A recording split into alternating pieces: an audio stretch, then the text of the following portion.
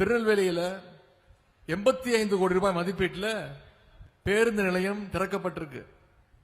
606 கோடி ரூபாய் மதிப்பீட்டில் ராதாபுரம், வள்ளியூர், களக்காடு, நாங்குநேரி, பாளையங்கோட்டை, சேரன்மாதேவி ஒன்றியங்களுக்கு கூட்டு குடிநீர் திட்டம் செயல்படுத்தப்பட்டிருக்கு.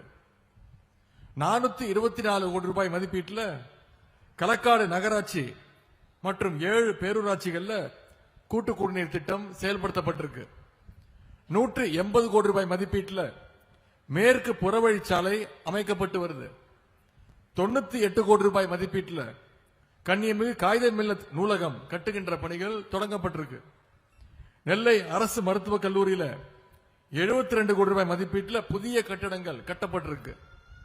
நெல்லையில் பாரா ஸ்போர்ட்ஸ் காம்ப்ளெக்ஸ், ராதாபுரத்தில் multi sports complex, district sports காம்ப்ளெக்ஸ்ல ஜிம் வசதிகள், இப்படி பல்வேறு பணிகள் இந்த மாவட்டம் முழுக்க சுமார் 20 கோடி ரூபாய் மதிப்பீட்டில் விளையாட்டுத்துறை கட்டமைப்புகளையும் நம்முடைய அரசு உருவாக்கி இருக்கு. அதே போல முதலமைச்சர் அவர்கள் தமிழர் நாகரிகத்தை உலகிற்கு சொல்கின்ற வகையில் 56 கோடி ரூபாய் மதிப்பீட்டில் பொருணை அருங்காட்சியகத்தையும் அமைச்சிருக்கிறாங்க.